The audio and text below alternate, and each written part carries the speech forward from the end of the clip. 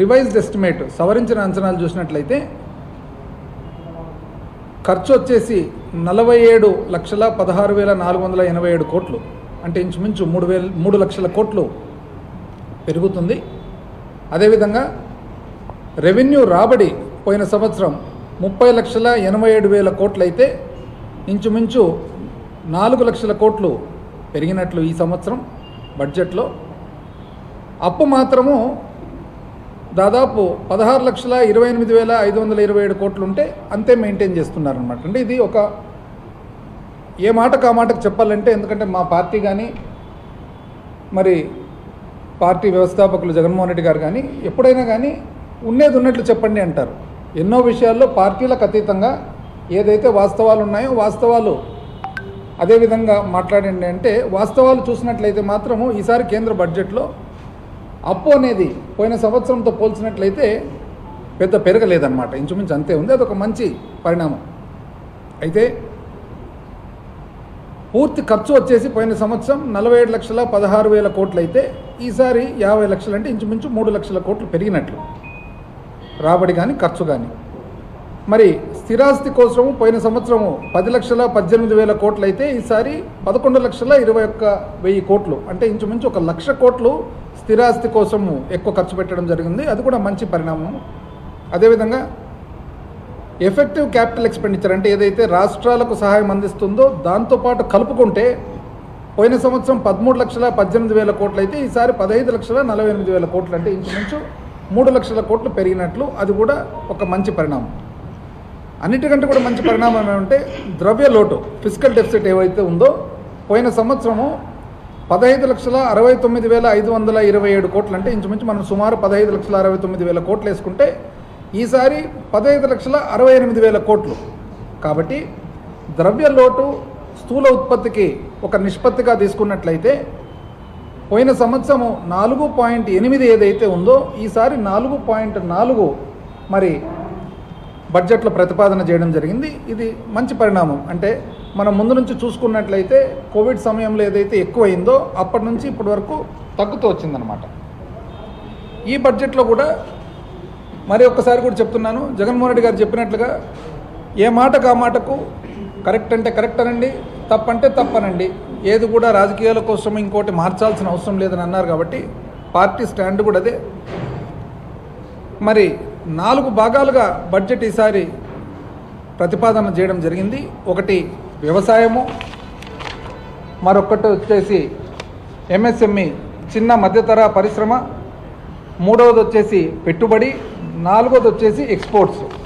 అయితే వ్యవసాయ పరంగా చూస్తే ఈ బడ్జెట్లో ప్రధానమంత్రి ధన్ ధాన్య కృషి యోజన అని ఒక కొత్త స్కీమ్ స్టార్ట్ చేయడం జరిగింది. దీనివలన దాదాపు భారతదేశంలో 100 జిల్లాలలో 1,70,00,000 వ్యవసాయదారులకు సహాయపడే ప్రోగ్రాము.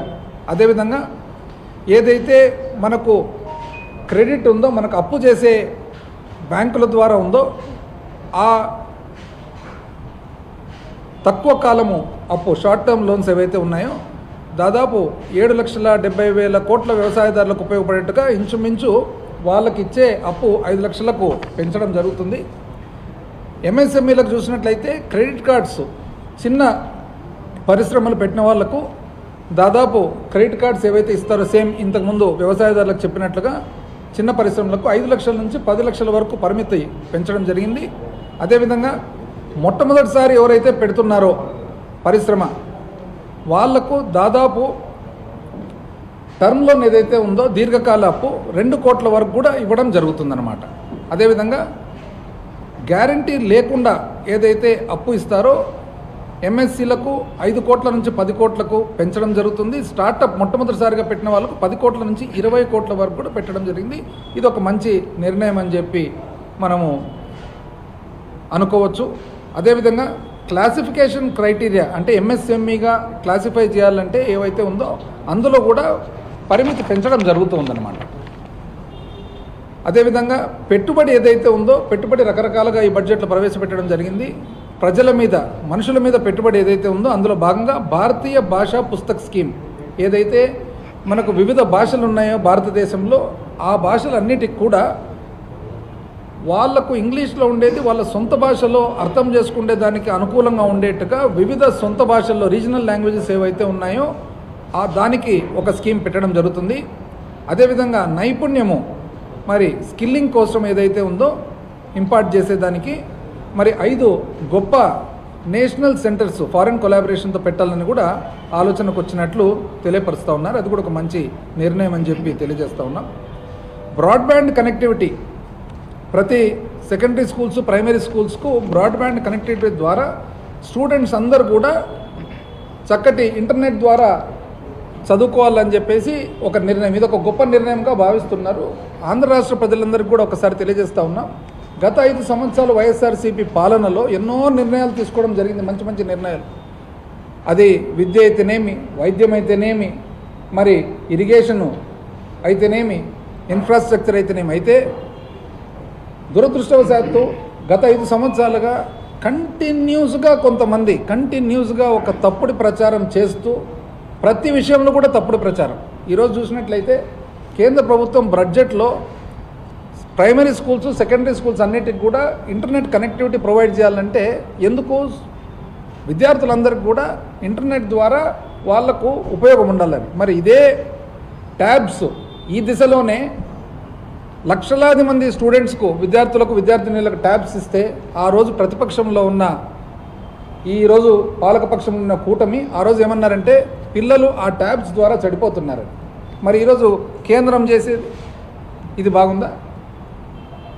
అదే ట్యాబులలో సీల్డ్ ట్యాబులు ఆ రోజు ఇచ్చిన ట్యాబులు వైఎస్ఆర్సీపీ ప్రభుత్వం గత 5 సంవత్సరాలు ఇచ్చిన ట్యాబులు పిల్లలకు ప్యూర్ సబ్జెక్ట్ మాత్రమే అయినా కూడా ఇటువంటి తప్పుడు ప్రచారం. ఆ ట్యాబులు వేరే ఇంటర్నెట్కు వాడేదానికి కూడా రాదు, ప్యూర్లీ సబ్జెక్ట్ మాత్రమే.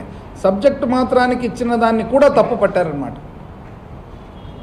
అదేవిధంగా మెడికల్ ఎడ్యుకేషన్ ఈరోజు కేంద్ర బడ్జెట్లో 75,000 మెడికల్ సీట్లు రాబోయే 5 సంవత్సరాల్లో ఇవ్వాలని, ఈ సంవత్సరంలో రాబోయే సంవత్సరంలో 10,000 సీట్లు ఇవ్వాలని చెప్పేసి 17 మెడికల్ కాలేజెస్ అంటే గత 5 సంవత్సరాల్లో జగన్మోహన్ రెడ్డి గారు తీసుకున్న నిర్ణయము ప్రతి జిల్లాకు ఒక మెడికల్ కాలేజ్ ఉండాలని చెప్పేసి 17 మెడికల్ కాలేజెస్ ఇస్తే వాటిలో ఇంచుమించు 5 కాలేజీలు మొదలుపెట్టడం కూడా జరిగింది. అయితే ఆ 5 కాలేజీలు మొదలుపెట్టిన కాలేజెస్ ప్రకారం చూసినట్లయితే వాటిలో ఇంచుమించు విజయనగరము, రాజమండ్రి, ఏలూరు, మచిలీపట్నం, నంద్యాల మొదలు కూడా అయినాయి కోర్సులు. ఇంచుమించు దాదాపు 2,500 సీట్లు 2,500 సీట్లు కొత్త సీట్లు క్రియేట్ అయితే ఈరోజు కేంద్రము మెడికల్ సీట్ల కోసం మెడికల్ కాలేజెస్ కోసము ఎంత ప్రాధాన్యత ఇస్తుందో మనం చూస్తున్నాం. అంటే 10,000 సీట్లు ఏవైతే చెప్తున్నారో ఈరోజు అందులో 2,500 సీట్లు వాస్తవానికి ఒక్క ఆంధ్ర రాష్ట్రంలో ఇప్పటికి రావాల్సినది. 17 మెడికల్ కాలేజీలో 5 కాలేజీలు పక్కన పెట్టి 12 కాలేజీలు ఇంచుమించు కట్టేది ఆపాలనే ఉద్దేశంతో సేఫ్ క్లోజర్కు అంటే కాంట్రాక్టర్లను పిలిచి ఇంతటితో మీరు ఆపేసేయండి, ఎందుకు ప్రైవేటీకరణ దశలో చేయాలనే ఉద్దేశం ఉన్నట్లు ఈరోజు మనకు కనపడతా ఉంది. ఎంత దారుణమో ఒక్కసారి ఆంధ్ర రాష్ట్ర ప్రజలందరూ కూడా గమనించాలని చెప్పి నేను కోరుకుంటా ఉన్నాను. అంటే మెడికల్ కాలేజెస్ సీట్లకు ఇంత ప్రాధాన్యత కేంద్రం ఇస్తుంటే అందులో 10,000 సీట్లలో ఒక 4వ భాగం ఆంధ్ర రాష్ట్రంలో రావాల్సినవి లెక్క ప్రకారం అయితే ఈ సంవత్సరం పూర్తి అయింటే. అంటే ఈ అవకాశం తీసుకునే దానికి లేదు కేంద్రం ఇస్తున్న ఒక సహాయము. అదేవిధంగా ఇక్కడ కడుతున్న కాలేజీలు కూడా ఆపేసిన అన్యాయమైన పరిస్థితికి రావడం జరిగింది. ఏదేమైనా కూడా నేను అన్నట్టుగా వాస్తవాలే ఈరోజైనా రేపైనా తెలిసేటివే. నీటి మట్టం పట్టుకున్నప్పుడు ఎప్పుడైనా కానీ నీరు ఒకటే లెవెల్కి వచ్చేస్తుంది. 2కు 2 కలిపితే ఎప్పుడైనా అది 4 అవుతుంది, అది 3 కాదు 5 కాదు. ప్రజలు కొంచెం లేట్ కనుక్కోవచ్చు అంతే. అదేవిధంగా ఇన్ఫ్రాస్ట్రక్చర్ కోసం ఏదైతే శాశ్వతమైన అభివృద్ధి కార్యక్రమాలు చేయాలనో సాకి అని అంటారనమాట, special assistance to states for capital investment అని. అందులో 1,50,000 కోట్లు కేంద్రము ఈ సంవత్సరం కూడా ఇవ్వడం జరిగింది. అది కూడా మంచిది. ఉడాన్ అని చెప్పి చిన్న ఊర్లకు ఏదైతే ఏరోప్లేను సౌకర్యం కల్పించాలనో రాబోయే 10 సంవత్సరాల్లో ఇంచుమించు 120 కొత్త ప్రదేశాలకు ఊర్లకు ఇవ్వాలని చెప్పి ప్రతిపాదన, అది కూడా మంచిది. జ్ఞాన్ భారతం మిషన్ అనేది కూడా చాలా మంచిది. ఇది ఎందుకంటే మనకు చాలా మన పాత వెరీ ఏన్షియంట్ హిస్టరీ చరిత్ర ఉంది కాబట్టి ఎప్పటి నుంచో వచ్చిన రికార్డ్స్ అన్నీ కూడా డిజిటైజ్ చేసేదానికి కేంద్ర ప్రభుత్వం పూనుకుంది. ఇది కూడా ఒక మంచి ఆలోచన అని చెప్పి తెలియజేస్తూ ఉన్నాం. అదేవిధంగా ఎక్స్పోర్ట్స్ విషయానికి వస్తే భారత్ ట్రేడ్ నెట్ అని పెట్టేసి BTN అని పెట్టేసి ఎవరైతే ఎగుమతి చేయాలను వ్యాపారస్తులు ఉన్నారో వాళ్ళకు అన్ని రకాల విషయాలు తెలిసేదానికి మరి ప్రతిపాదన కేంద్రం చేయడం జరిగింది బడ్జెట్ ద్వారా. మరి ఏదైతే పన్ను ప్రపోజల్స్ ఉన్నాయో పన్నులో ఒక ముఖ్యమైన విషయము దాదాపు లైఫ్ సేవింగ్ డ్రగ్స్ ఏవైతే ఉన్నాయో అంటే మనకు జీవితానికి ఏదైతే హాని విపరీతంగా కలిగించే దాని నుంచి బయట వేసేదానికి 36 లైఫ్ సేవింగ్ డ్రగ్స్కు ఎగ్జంప్షన్ అంటే పన్నే లేకుండా చేయడము జరుగుతుంది. అదేవిధంగా 6 అటువంటి మెడిసిన్స్కు పన్ను తగ్గడం కూడా 5%కు జరుగుతుంది. మరి డైరెక్ట్ ట్యాక్స్ ప్రపోజల్స్ ఏవైతే ఉన్నాయో ముఖ్యంగా మిడిల్ క్లాస్ వారికి మాత్రము ఎంతో మంచి జరిగేట్టుగా ఈరోజు కేంద్రం నిర్ణయం తీసుకోవడం జరిగింది. ఇన్కమ్ ట్యాక్స్ విషయానికి వస్తే ఇది చాలామందికి ముఖ్యంగా మధ్యతరగతి వాళ్ళకి చాలా ముఖ్యమైనది. ఇది ఈరోజు ఈ బడ్జెట్లో చెప్పాలంటే ఇది అతి ముఖ్యమైన అంశం అని చెప్పి మనం అనుకోవచ్చు. భారతదేశంలో ఇంతకుముందు ఏదైతే 2024-25 ఉన్నిందో అప్పుడు 3 లక్షల ఆదాయం వరకు ఇన్కమ్ ట్యాక్స్ లేదు, వ్యక్తిగత పన్ను లేదు. 3 లక్షల నుంచి 7 లక్షల వరకు 5%, 7 లక్షల నుంచి 10 లక్షల వరకు 10%, 10 లక్షల నుంచి 12 లక్షల వరకు 15%, 12 లక్షల నుంచి 15 లక్షల వరకు 20%, 15 లక్షలు దాటితే 30% ఉండేది. అటువంటిది ఇప్పుడు మార్పు తెచ్చి 4 లక్షల వరకు ఎటువంటి ఇన్కమ్ ట్యాక్స్ లేదు, 4 లక్షల నుంచి 8 లక్షల వరకు 5%, 8 లక్షల నుంచి 12 లక్షల వరకు 10%, 12 లక్షల నుంచి 16 లక్షల వరకు 15%, 16 నుంచి 20 లక్షలు 20%, 20 నుంచి 24 లక్షలు 20%, 24 లక్షలు దాటితే 30%. అంటే ఇంతకుముందు 15 లక్షలు దాటితే హయ్యెస్ట్ స్లాబ్ 30% ఉండేది. ఇప్పుడు 15 నుంచి 24 లక్షల వరకు కూడా 30% స్లాబ్లో పడరు. అయితే 12 లక్షల వరకు అంటే 4 లక్షల వరకు పన్నే లేదు, 4 నుంచి 8 లక్షల వరకు 5% ఏదైతే ఉందో, 8 నుంచి 12 వరకు 10% ఉందో ఆ 10% కానీ 5% కానీ రిబేట్ రూపంలో ఇచ్చి రిబేట్ ద్వారా 12 లక్షల వరకు కూడా మధ్యతరగతి వాళ్లకు ఇన్కమ్ ట్యాక్స్ అనేది విధించారని చెప్పేసి ఈరోజు ఈ బడ్జెట్లో అతి ముఖ్యమైన అంశం ఇదని చెప్పి మనం అనుకోవచ్చు అనమాట. ఇది కూడా ఖచ్చితంగా వైఎస్ఆర్సీపీ మిడిల్ క్లాస్ మధ్యతరగతి వాళ్ళ తరఫున ఇది హర్షిస్తూ ఉన్నాము. మరి మా సంతోషాన్ని కూడా వ్యక్తం చేస్తూ ఉన్నాము. అదేవిధంగా ఈ బడ్జెట్ ద్వారా మనం చూసినట్లయితే ఏదైతే క్యాపెక్స్ ఉందో అంటే శాశ్వతమైన నిర్మాణము శాశ్వతమైన పనులు ఉన్నాయో పోయిన సంవత్సరము 11 లక్షల కోట్లు వాస్తవానికి కేటాయించగా యాక్చువల్గా చేసినది 10 లక్షల కోట్లే, ఇంచుమించు 1 లక్ష కోట్లు మరి ఎన్నో కారణాల వలన ఖర్చు పెట్టలేదు. ఈసారి అట్లా లేకుండా ఏదైతే శాశ్వతమైన నిర్మాణం పనులు ఉంటాయో అవి ఖచ్చితంగా బడ్జెట్ కేటాయింపులంతా జరుగుతుందని చెప్పి ఆశిస్తూ ఉన్నాం. అదేవిధంగా ఇన్సూరెన్సు సెక్టర్లో ఏదైతే మామూలుగా మనకు ప్రతి ఒక్కరు కూడా భారతదేశంలో ఇప్పటికి కూడా వేరే దేశాలతో కంపేర్ చేస్తే పోలిస్తే ఇన్సూరెన్స్ అనేది ఇంకా అందరూ సబ్స్క్రైబర్స్ కాదు. కానీ ఇక మీదట ఇన్సూరెన్స్ అనేది ప్రతి ఒక్కరికి కూడా చెందాలనంటే మనకు ఫారిన్ పెట్టుబడి రావాలి. కాబట్టి 74% నుంచి 100% పర్మిట్ చేయడం జరుగుతుంది. ఇది ఇలా ఉండగా ఆంధ్ర రాష్ట్రానికి సంబంధించిన విషయాలకు వస్తే 25-26 గాను 57,566 అంటే ఇంచుమించు 57,500 కోట్లు మనకు కేంద్ర పన్నులలో మనకు వాటా రావడం జరుగుతుందని చెప్పి బడ్జెట్ జరుగుతుంది. అయితే ఇందులో మాత్రము ఒక 2-3 చాలా ఇబ్బందికరమైన విషయాలు ఉన్నాయి. ఇది ముఖ్యంగా ఆంధ్ర రాష్ట్రానికి సంబంధించినది. ఈరోజు మన ముఖ్యమంత్రి చంద్రబాబు నాయుడు గారు ట్వీట్ చేశారనమాట. I extend my heartfelt congratulations to the union government and honourable finance minister for presenting a pro people budget. అంత బాగుంది. This budget reflects the vision for Viksit Bharat, అది బాగుంది. It prioritises welfare of women and poor, youth and farmers, బాగుంది. While also identifying 6 key sectors, బాగుంది. అంతా బాగుంది. కానీ అయ్యా మీరు మీ సపోర్ట్తో కేంద్ర ప్రభుత్వం ఉంది, ఆంధ్ర రాష్ట్రానికి ఏమొచ్చిందనేది వచ్చినది మీరు చెప్పడం లేదు, రానిది మీరు ఎక్కడ కూడా బాధ వ్యక్తం చేయడం లేదు. ఒక్కసారి మీకు 16 సీట్లు ఉన్నాయి కదా లోక్సభలో, బీహార్కు 12 సీట్లు కదా ఉండేది లోక్సభలో జేడీయూకు, బీహార్కి ఏమేమి వచ్చిందనేది ఒకసారి చూద్దాం. ఈరోజు చూసినట్లయితే కంప్లీట్గా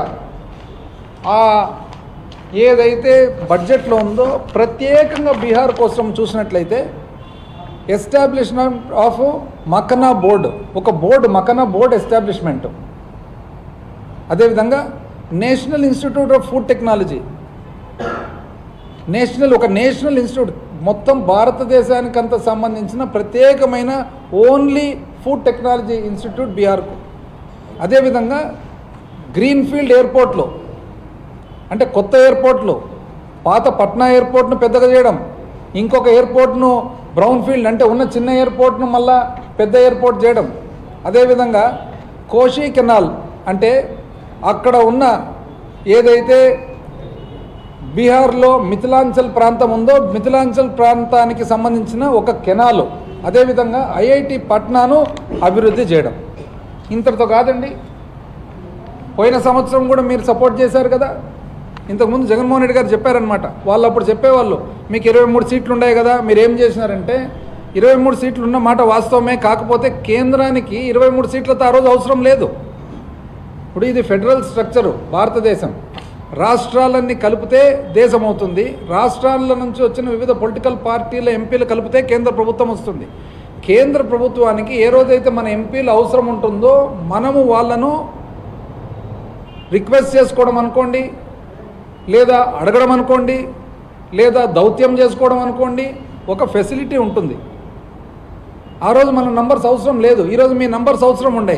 పోయిన సంవత్సరం చూసినట్లయితే బీహార్కు సంబంధించి పూర్వోదయ ప్రాంతం అని చెప్పేసి ఏమేమండి అప్పుడు గయాలో, బీహార్కు సంబంధించిన గయాలో అమృత్సర్ కోల్కతా పారిశ్రామిక వాడ, అదేవిధంగా పాట్నా పూర్ణియా ఎక్స్ప్రెస్ వే, అదేవిధంగా బక్సర్ బగల్పూర్ ఎక్స్ప్రెస్ వే, అదేవిధంగా బోధ్గయా రాజ్గిర్ వైశాలి దర్భంగా, అదేవిధంగా 2 లేన్ల బ్రిడ్జు ఏది బక్సర్లో గంగా మీద 26,000 కోట్లు, 26 పోయిన సంవత్సరము గంగానది మీద బక్సర్ అనే ఒక ప్రాంతంలో బీహార్లో ఒక బ్రిడ్జు 26,000 కోట్లు ఓన్లీ ఒక బ్రిడ్జ్కు.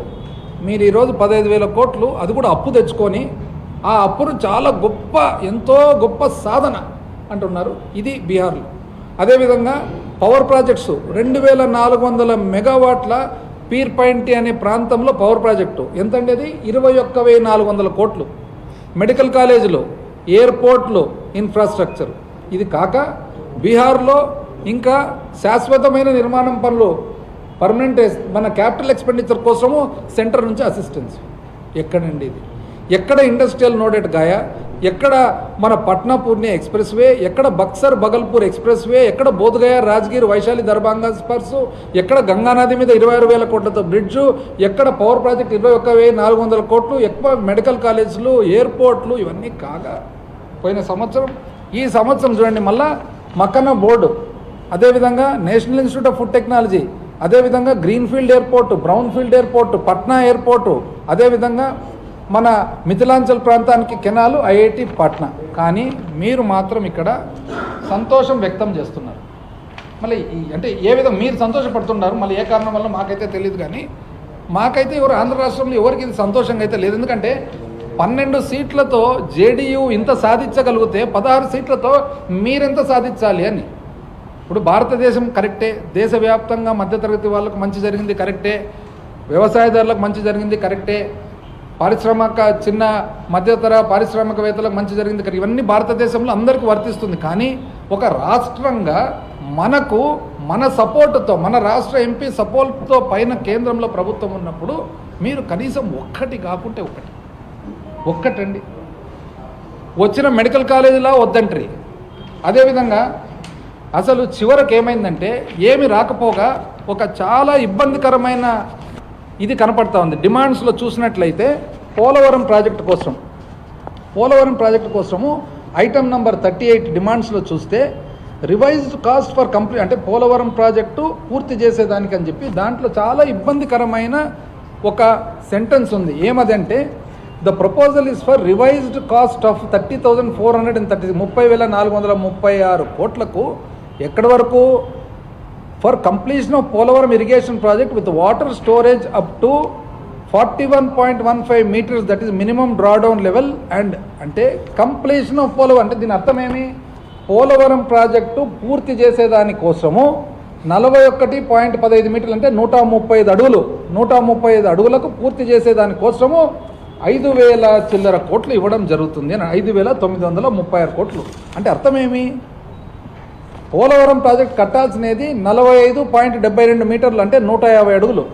150 అడుగులు కడితే పోలవరం ప్రాజెక్టులో ఇంచుమించు 200 టీఎంసీ నీళ్ళు వస్తాయి. 200 టీఎంసీ నీళ్ళు వస్తే ఇంచుమించు కృష్ణా జిల్లా కానీ గోదావరి జిల్లా కానీ కొన్ని లక్షల ఎకరాల నీటి పరిధిలో వచ్చేది కాక కొన్ని లక్షల ఎకరాలకు ఆల్రెడీ పారుతున్న కెనాళ్లకు స్టెబిలైజేషన్ స్థిరీకరణ జరుగుతుంది. 960 మెగావాట్ల విద్యుత్ ఉత్పత్తి జరుగుతుంది. వైజాగ్ సిటీకి నీళ్ళు వస్తాయి, 600 గ్రామాలకు నీళ్ళు వస్తాయి. అదేవిధంగా ఇన్ని ఉపయోగాలు ఉంటే ఆ ఉపయోగం ఎప్పుడు వస్తుంది? 150 అడుగుల హైట్ వస్తేనే. ఈరోజు 135 అడుగులకు కంప్లీషన్ అని దీంట్లో రాసిందే. మీరు కేంద్ర ప్రభుత్వంలో భాగస్వామ్యులు, మీ మంత్రులు ఉన్నారు, చూసుకోలేదండి. దీని అర్థం మేము ఇంతకుముందు కూడా మీరు ఇదే పొరపాటు చేసినారు. 2017-18 ఇదే పొరపాటు చేస్తే మాకు ఇంచుమించు 4 సంవత్సరాలు పట్టింది రెక్టిఫై చేసేదానికి. ఈరోజు మీరైతే గొప్పగా 12,500 కోట్లు వచ్చిందని అంటున్నారో ఆ 12,500 కోట్లు కూడా మీరు చూసినట్లయితే కంప్లీట్ మా ప్రభుత్వం మేము సాధించినది. 12,500 కోట్లు మేము ఏ విధంగా 12,500 కోట్ల గాను ప్రస్తుతానికి 41.15 అంటే 135 అడుగులు ప్రస్తుతానికి. ఎందుకు ప్రస్తుతానికి అన్నాము?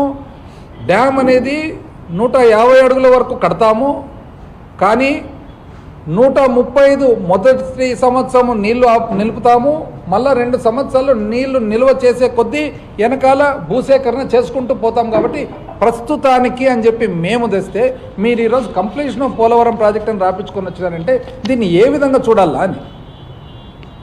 అప్పుడంతే ఆ రోజు కూడా మీరు పోలవరం ప్రాజెక్టు పూర్తి చేసేదానికి ఇంచుమించు 18,000 కోట్లు కేవలం భూసేకరణకు అవసరం ఉంటే మీరు 2014 సంవత్సరంలో ఇంత చాలు, మాకు 2013 క్వాంటిటీస్ చాలు, 2014 రేట్లు చాలు అని చెప్పి మీరు క్యాప్ చేసుకొని వచ్చినారు. ఆ చిక్కుముడి విప్పేదానికి మనకు 4 ఏళ్ళు పట్టింది. ఈరోజు మరొక్కసారి కూడా దయచేసి మీరు ఇటువంటి పొరపాటు వెంటనే రెక్టిఫై చేయాలని చెప్పి రాష్ట్ర ప్రజల తరఫున వైఎస్ఆర్సీపీ కోరుతా ఉంది. ఇది చూసినట్లయితే డిమాండ్లో ఇది చూసినట్లయితే మాత్రము దీని అర్థం వేరే వస్తుంది. మీరు చూసుకున్నారో లేదో, థ్యాంక్స్ చెప్పడంలోనే సరిపోయింది, కానీ ఆ థ్యాంక్స్ లోపల మీరు దయచేసి ఇది ఒక్కసారి చూడాలని చెప్పి ఇది కోరుకోవడం కాదు, వేడుకుంటున్నాం. ఎక్కడండి ఇది? అసలు దీన్ని ఏ విధంగా అర్థం చేసుకోవాలనో మాకు అసలు చాలా ఇబ్బందికరమైన పరిస్థితి తెస్తారు. ఇదే కాకుండా ఇప్పుడు ఈరోజు ఎట్లయితే బీహార్ వాళ్ళు 12 మంది ఎంపీలతో జేడీయూ ఎన్ని సాధించినారో, మరి మీరు ఎన్ని పోర్ట్లు అండి స్టార్ట్ చేయడం? మచిలీపట్నం, రామాయపట్నం 4 పోర్ట్లు స్టార్ట్ చేయడం జరిగిందే. మీరు పోయి ఈ పోర్ట్లు కావాలా, పోర్ట్లకు మీరు సహాయం చేయండి అంటే కేంద్రం ఇవ్వదండి. ఎందుకు ఇవ్వదు? మీరు 16 మంది కదా ఉండేది. ఆ రోజు మా 23తో పని లేదు. ఈరోజు మీరు 16తో పని ఉంది కదా. మీరు లేనిది అక్కడ పైన ప్రభుత్వం లేదు కదా. అసలు ఎందుకు గాను మీరు ఇంత లూజ్గా వదిలిపెట్టినారని. పోయిన సంవత్సరం ఈ సంవత్సరం బీహార్ చూసినట్లయితే పార్లమెంట్ అంతా కూడా ప్రతి ఒక్కరు బీహార్ పక్క చూస్తున్నారు. లెక్క ప్రకారం బీహార్ కంటే కూడా ఆంధ్రప్రదేశ్ ఇంకా ఎక్కువ రావాలి. ఎందుకంటే పునర్వ్యవస్థీకరణలో ఇబ్బంది పడిన రాష్ట్రం ఆంధ్రప్రదేశ్. ప్రతిసారి ఎందుకు మీరు ఇట్లా చేస్తున్నారో మరి మాకైతే అది అర్థం కాని పరిస్థితికి ఏర్పడింది. ఈ మధ్యలోనే చూసినట్లయితే డావోస్లో వచ్చిన తర్వాత ఒక ప్రెస్ కాన్ఫరెన్స్ పెట్టి ఆ ప్రెస్ కాన్ఫరెన్స్లో నీతి ఆయోగ్ ఇచ్చిన రిపోర్ట్ను బట్టి ముఖ్యమంత్రి గారు చెప్పడం జరిగింది. ఒక విశ్లేషకులు యంగ్ పర్సన్ అబ్రాడ్ ఉన్నాడు, యూకేలోనో అమెరికాలోనో, ఆయన వీడియో చూస్తుంటే నాకు అనిపించింది ఎక్కడో పాపము ఒక యంగ్స్టర్, ఒక యువకుడు యూకేలోనో లండన్లోనో అమెరికాలోనో ఉండి ఆయన ఇంత చక్కగా చెప్పినారు. ఆయన ఏమన్నారంటే, సార్ ముఖ్యమంత్రి గారు మీరు ముఖ్యమంత్రి స్థానంలో ఉన్నారు, మీరు ఏం మాట్లాడినా కూడా అది దేశవ్యాప్తంగా ప్రపంచవ్యాప్తంగా స్ప్రెడ్ అవుతుంది. మీరు మొన్న ప్రెస్ కాన్ఫరెన్స్లో ఏమన్నారంటే పర్ క్యాపిటా ఇన్కమ్ తలసరి ఆదాయము తగ్గింది అని అన్నారు. తగ్గలేదండి. 2018-19లో తలసరి ఆదాయం 1,54,000 కోట్లు ఉండగా 2022-23కి వచ్చేటప్పటికి తలసరి ఆదాయం 2,00,000 20,000 కోట్లు అయింది. అంటే 1,54,000 కోట్ల నుంచి 2,20,000 కోట్లు అయింది. మీరు ఏ విధంగా చెప్తున్నారండి తగ్గిందని? తగ్గలేదు, దయచేసి అట్లా చెప్పొద్దండి. ఎందుకంటే తగ్గింది అంటే మీరు రాజకీయ కారణాల వలన ఒకవేళ తగ్గింది అని చెప్తే మీకు రాజకీయంగా ఉపయోగపడుతుందేమో, కానీ ప్రపంచవ్యాప్తంగా దేశవ్యాప్తంగా పెట్టుబడిదారులు ఆంధ్రాకి ఎవరు వస్తారండి? అంటే ఒక యువకుడు, ఒక విశ్లేషకుడు, ఒక ఉద్యోగం చేసే వ్యక్తి ఇంత క్లియర్గా వాచ్ చేసి చెప్తుంటే మనం ఇంత రెస్పాన్సిబుల్ బాధ్యత గల పోస్ట్లో ఉండబట్టి ఈ విధంగా చెప్పడం, అసలు ఇంతకుముందు నీతి ఆయోగ్ రిపోర్టు దాన్ని బట్టి చూసినట్లయితే చాలా సింపుల్గా అంటే మామూలు ఎవరైనా కానీ లెక్కచారం ఎట్లా చేస్తారండి? 2014 నుంచి 19 వరకు 5 సంవత్సరాలు లెక్కలు చూసుకోవాలా, 2019 నుంచి 24 వరకు 5 సంవత్సరాలు లెక్కలు చూసుకోవాలి, అంతేనా? ఒకటే సంవత్సరం తీసుకుంటారు, 2018-19 వాళ్ళకు ఉపయోగపడేది. ఒకటే సంవత్సరం తీస్తారు 2022-23. 2 సంవత్సరాలతో పోల్చి తక్కువ ఉంది, ఇది ఎక్కువ ఉంది అంటారు. ఉదాహరణకు నేను చెప్తాను. ఉదాహరణకు ఎన్నో పొరపాట్లు ఉన్నాయి అటువంటివి, ఆ స్థాయికి తగదు యాక్చువల్గా. ఉదాహరణకి ఏమంటారంటే క్యాపిటల్ ఎక్స్పెండిచర్, శాశ్వతమైన అభివృద్ధి కార్యక్రమాలకు ఒక సంవత్సరంలో ఒక సోషల్ సర్వీస్ సెక్టర్లో ఒక సంవత్సరంలో తక్కువ అయింది అని చెప్పి చూపిస్తారనమాట. 5 సంవత్సరాలు అంటే ఒక సంవత్సరంలో మాత్రం తక్కువైందని. 5 సంవత్సరాలు చూసుకున్నట్లయితే 2014-15 నుంచి 18-19 చూస్తే 2,437 కోట్లు వాళ్ళు ఖర్చు పెట్టగా ఇదే సోషల్ సర్వీస్ సెక్టర్లోనే ఇదే క్యాపిటల్ ఎక్స్పెండిచరే. అదే 2019-20 నుంచి 23-24 చూస్తే 5,224 కోట్లు, అంటే 3,000 కోట్లు ఎక్కువ పెట్టడం జరిగింది 5 సంవత్సరాల పరిమితిలో. కానీ ఒక్క సంవత్సరానికి మాత్రం మీరు చూసుకొని ఇది తగ్గింది అని చెప్పి దాని మీద ఒక పెద్ద స్లైడ్ పెట్టడం, దీనివలన రాజకీయ మరి ఇప్పుడు నిజం చెప్పాలంటే అంత అవసరం లేదు.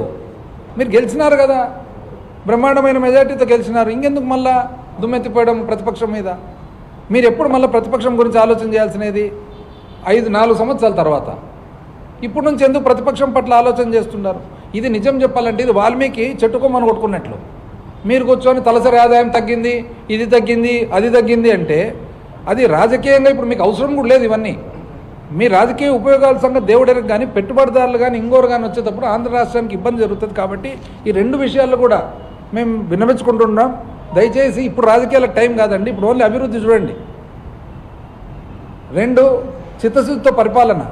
3 మీరు థ్యాంక్స్ చెప్పినారు, మేము కూడా థ్యాంక్స్ చెప్తున్నాం. మంచి పాలసీస్కు ఇప్పుడు మధ్యతరగతి వాళ్లకు 12 లక్షల వరకు ఇన్కమ్ ట్యాక్స్ లేదు, థ్యాంక్స్ చెప్తున్నాం మేము కూడా. వ్యవసాయదారులకు మంచి జరుగుతుంది, థ్యాంక్స్ చెప్తున్నాం మేము కూడా. కానీ రాష్ట్రానికి సంబంధించిన ప్రయోజనాలు కూడా దయచేసి మీరు దానికి ఉత్త చేతులతో థ్యాంక్స్ చెప్పొద్దండి, నిండు చేతులతో తెచ్చి అప్పుడు మీరు థ్యాంక్స్ చెప్పండి, మీతో పాటు మేము కూడా థ్యాంక్స్ చెప్తాం.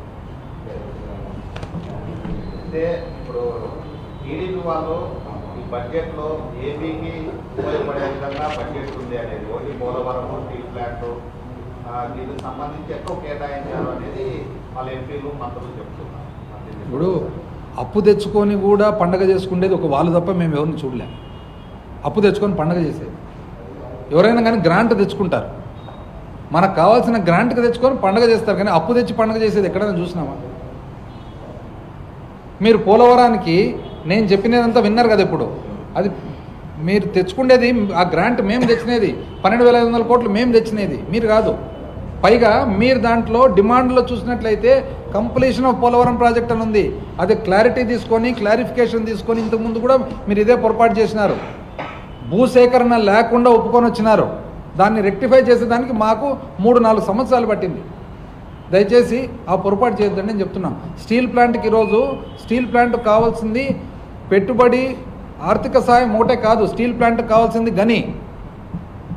మీరు ఆర్సిలార్మిట్టాలు ప్రైవేట్ ఫ్యాక్టరీ కోసం గని కేటాయించదని చెప్పి ఏదైతే అడిగినారో ఫస్ట్ అంతకంటే ముందర స్టీల్ ప్లాంట్ ఆంధ్రుల హక్కు, దానికి గని కేటాయించండి అని చెప్పి అడగండి.